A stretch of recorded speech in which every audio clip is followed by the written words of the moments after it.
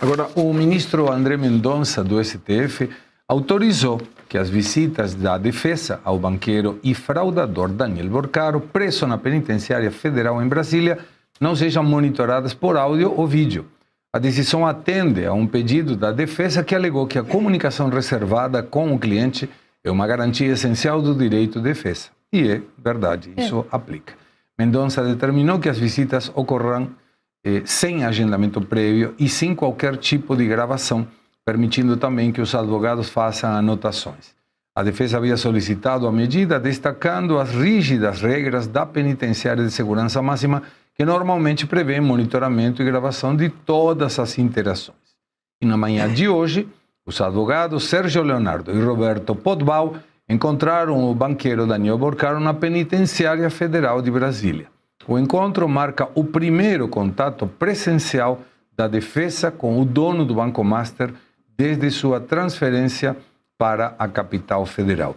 Professor Suano, uma das opções delação premiada, estamos todos torcendo para isso, mas temos 8 celulares, dos quais só de um apenas teve 30% da extração de dados.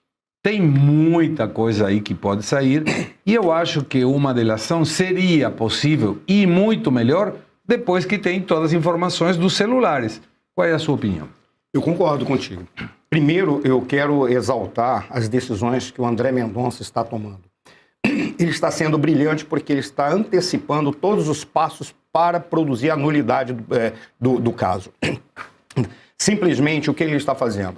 Tudo aquilo que é direito da defesa vai ser garantido, vai ser preservado, porque isso é uma exigência do Estado Democrático de Direito, o qual só vale para defender marginais ou para se autodefender no caso daquelas autoridades que estão mancomunadas com esses marginais. Porque se for para defender na literalidade o Estado Democrático de Direito, nenhuma dessas autoridades, dentre as quais nós citamos aqui anteriormente, Sua Excelência o ministro Gilmar Mendes, teria qualquer preocupação, porque eles não tiveram preocupados quando Bolsonaro foi torturado da maneira como ele foi torturado. Veja, vamos colocar nos seguintes termos. Tudo está caminhando para tentar uma anulação. É isso que está posto. Quaisquer elementos que possam ser apresentados ali, eles vão tentar buscar para dizer, a partir de agora, anulado todo o processo, e nesse sentido, nós temos, como o João falou, temos que devolver recursos, temos que devolver, tirá-lo da cadeia, haverá indenizações, apesar de haver elementos que são realmente justificáveis. No caso, por exemplo, da namorada do Borcaro. Ali não se deveria falar aquilo. No entanto, não existe nenhuma ilegalidade no que foi feito. Essa que é a questão. Ali passa a ser apenas uma questão de ética, procedimento, comportamento, adequação, elegância, cavalheirismo das pessoas que comentaram sobre ela. Mas não tem ilegalidade naquilo que foi vazado. Se as pessoas são mal educadas, é outro problema. Mas isso não está no foro da legalidade ou ilegalidade. No entanto, eles vão alegar que isso violou o Estado Democrático de Direito, porque ele violou os princípios e os direitos fundamentais de uma pessoa que estava envolvida lá, para tentar apagar tudo que está. E aqui eu tenho um jurista do meu lado que pode corrigir se eu estiver errado. Esse que é o grande problema. E aí fica para nós. Tudo que está sendo apresentado deixa muito claro. A fragilidade da instituição, ela foi tomada de indivíduos que não estão mais preocupados com a normalidade das instituições políticas e jurídicas do Brasil, e há um erro na solicitação do pedido de impeachment de Alexandre de Moraes e Dias Toffoli.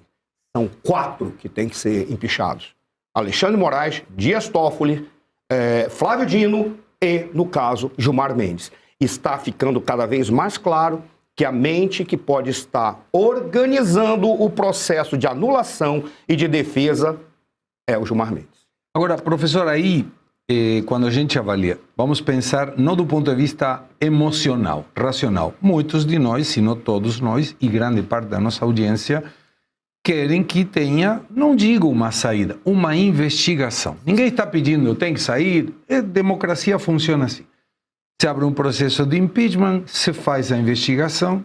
Se a investigação conduz a que teve alguma irregularidade, como tudo parece mostrar, pelo menos 2 ministros deveriam ser impeachmados. Sim. O Toffoli e o Alexandre de Moraes. Eu não vejo motivo ainda, pelo menos, para Gilmar Mendes ser impeachmentado e também não vejo para Dino ser impeachmentado.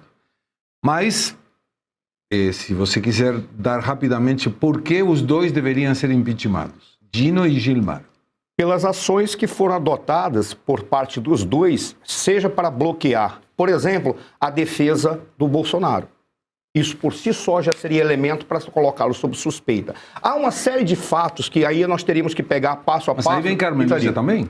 Sim. E é um processo misto, político-jurídico. Você Exato. precisa mais da quebra da confiança, da legitimidade, do que necessariamente do jurídico. Foi no segundo ponto que eu queria falar, porque o impeachment, ele não é apenas jurídico. Ele é jurídico e político. E a questão política, ela pode se sobrepor à jurídica quando você percebe que os comportamentos, por mais que eles não tenham configurado a ilegalidade, está configurada a perda da ética e a perda do comportamento e colocando sob risco o próprio Supremo Tribunal Federal. Quando você pega que eles se manifestam individualmente e reivindicam para si que não, na realidade, é o Supremo Tribunal Federal que está sob julgo. Não, são eles estão se defendendo, estão utilizando os instrumentos e as instituições para defender os seus posicionamentos. Isso, por si só, já coloca a possibilidade de um julgamento por parte do Senado Federal, para dizer, eles têm ou não condição, mesmo porque a indicação e a aprovação da indicação de um ministro no Supremo Tribunal Federal não é mais uma questão. A sabatina já não é mais uma questão jurídica. É exclusivamente política, avaliando, inclusive, a sua vida pregressa para saber se ele tem notabilidade de saber jurídico e conduta ilibada. Se puxarem um fio, esse é o grande problema, porque eles estão tão preocupados em não permitir que vá adiante. Porque se puxarem um fio, não haverá apenas elementos para empichá-los. Haverá elementos, inclusive, para começar um processo contra eles, porque poderá existir elementos criminosos nas suas atuações. Aqui, por exemplo, fala...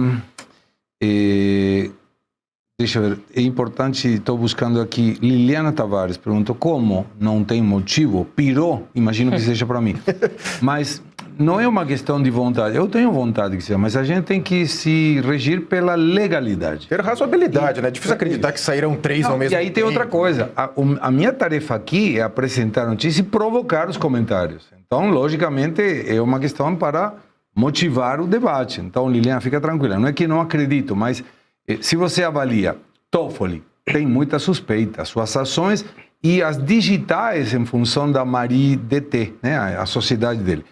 Alexandre Moraes, falando com um fraudador no dia da sua prisão, se conseguia bloquear. Bloquear o quê? Tem muita explicação que deve ser dada aí.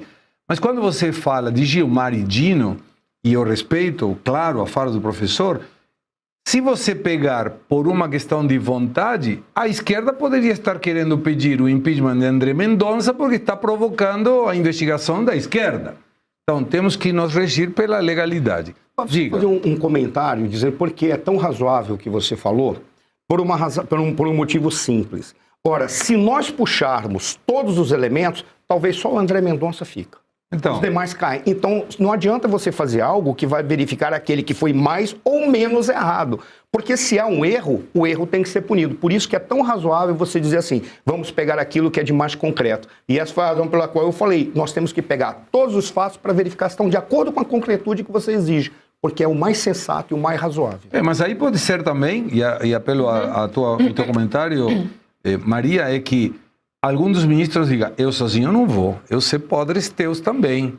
Temos que avaliar aqui algumas coisas. Diante desse cenário atual, do que se concretiza nesse caso Master, eu concordo com o Segre nesse momento que há indícios de forte envolvimento envolvendo Dias Toffoli e o Alexandre de Moraes. E nesse quesito a gente tem que pensar, quem desses dois tem o maior peso político? Ora, meus amigos, estamos falando de Brasília e tudo que a gente sabe é através de alianças e poderes políticos. Então, a meu ver, entre esses dois, acho que quem tem menos peso político é o próprio Dias Toffoli, que, se for comprovado, tinha negócios direto aí com o Daniel Worcaro, assim como o Alexandre de Moraes. Mas nesse caso eu estou avaliando aqui de uma maneira pragmática para ver quem teria mais aliados políticos, que eu acho que é o Alexandre de Moraes, do que o próprio Dias Toffoli, que inclusive tem uma antipatia do próprio presidente Lula. Eles já tiveram uma briga anos anteriores, o Dias Toffoli impediu Lula de ir no funeral do neto, tudo isso. Então eles têm uma antipatia. Então pode ser que essa desavença ajude Dias Toffoli a ter uma saída honrosa. E aqui o honrosa é muito sarcástico para o nosso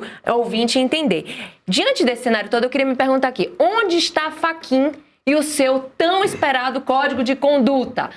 Ontem, o ministro Fachin disse que o Código de Conduta vai sair. Até agora, nada. Veja vocês, gente. E a gente continua nesse galinheiro que tem se tornado o Brasil. Eu queria apenas fazer uma menção, Segré, sobre a questão do vazamento que a gente tem acompanhado aí na imprensa, as conversas íntimas e tudo mais. Eu acho que essas comunicações que estão sendo vazadas é um importante aparato nesse momento, e aqui eu não vou entrar no cunho da intimidade e tudo mais, mas é um importante aparato para a instituição da Polícia Federal ter o apoio e a mobilização da população. Porque a gente se encontra no momento de cenário onde as nossas instituições, e eu falei isso ontem aqui, estão altamente corruptas, altamente descredibilizadas e viraram instituições ubis. Então, esse apelo popular, o apoio da população, a mobilização para o caso é muito importante e é utilizada para quando a gente tem esse corporativismo que prevalece nas instituições políticas que deveriam estar defendendo a população e não estão. Então, 2 pesos e 2 medidas quando formos falar sobre a questão desses vazamentos aí de cunho até pessoais ou não tanto.